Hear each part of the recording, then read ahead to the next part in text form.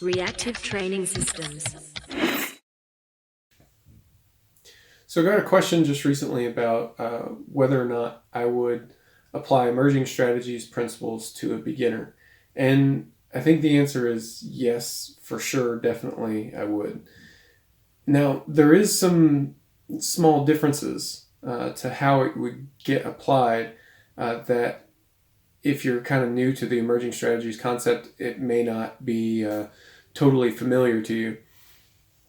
So if I have a beginner athlete, what's the main thing that they need to work on? Technical proficiency, most likely. Just the general movement proficiency, sport mastery, or whatever you want to call it. That's probably the main thing that they need to work on. So anytime you are listening to me talk about emerging strategies and I'm talking about weaknesses, weak range of motion, assistance exercises, stuff like that, if we're talking about a beginner lifter, all that stuff would get targeted toward basic movement proficiency, basic technical mastery. And doing that is not super difficult. Probably the main thing that you want them to do is to practice the movement. But you have all your athletes practicing the movement. And if you don't, then that's a mistake, So everybody needs to practice the movement. What's different about a beginner lifter? Oh, well, they need more practice. I'm not so sure. I think they need a certain kind of practice that helps them develop their technical proficiency. So when we're talking about assistance exercises, if you're, an intermediate advanced lifter, we're talking about things like pin squats and board presses and deadlifting with chains and stuff like that. If we're talking about a beginner, it might be pause squats, pause benches, because the pause gives them a little bit more time to develop some kinesthetic awareness, to develop this sense of where their body is in space and develop a sense of how to move through the range of motion. You can also do slower tempo stuff. There's tons and tons of tempos that you can play with that have this kind of double benefit of controlling the load while still allowing them to work hard, but also slowing things down so that they can feel where they're at in space a little bit better. And then once you progress outside of that really raw rank beginner stage, you can do other things as well, changing your stance slightly, changing your grip slightly. It doesn't have to be big dramatic changes, just these small shifts can help in terms of managing load and helping them develop movement mastery.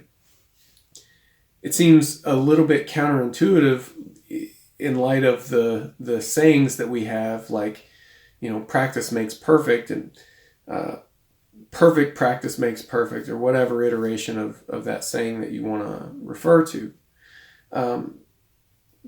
There's this idea that if you want to get good at squatting, all you have to do is squat. You do a whole bunch of squats, and you focus on the competition lift only with very little variation.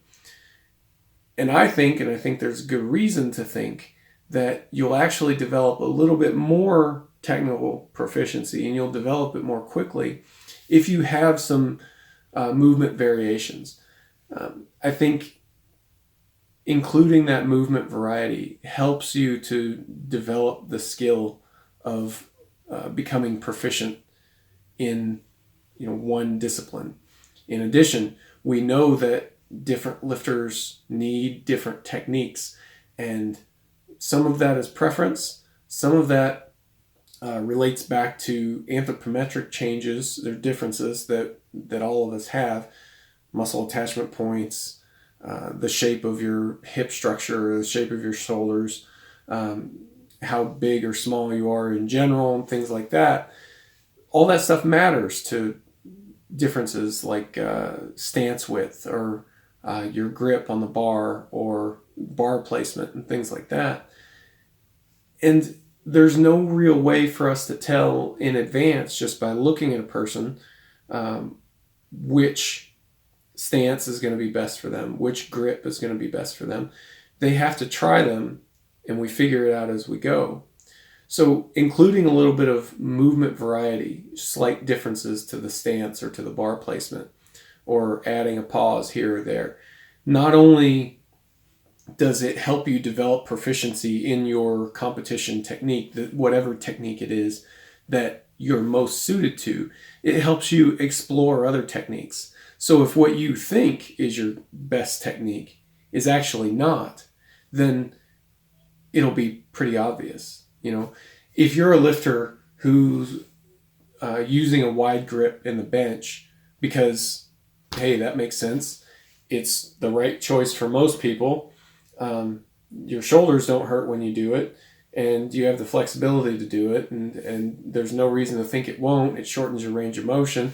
So it seems that, wide grip is probably the way for you to go, except that when you actually start training with a little bit closer grip, you come in 2 finger widths on an assistance exercise one day and find out that hey, that's actually a little bit stronger. So you explore that a little bit more, and it responds to training, and you find that, hey, I'm actually getting a little bit stronger. My 2 fingers more narrow grip is stronger and improving faster than my wider grip. Well, that's important for you to know, because at the end of the day, it's who's lifting the most weight to competition standards. And we have certain rules of thumb, like shortening ranges of motion, things like that are true most of the time, but it may not be true in your specific case.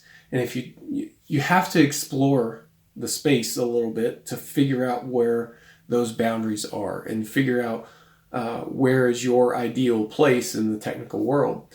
So including some movement variety, but not the same kind of movement variety that you would for a more seasoned lifter, that's important. It helps the development of a more junior lifter, helps them develop the technical proficiency that they need.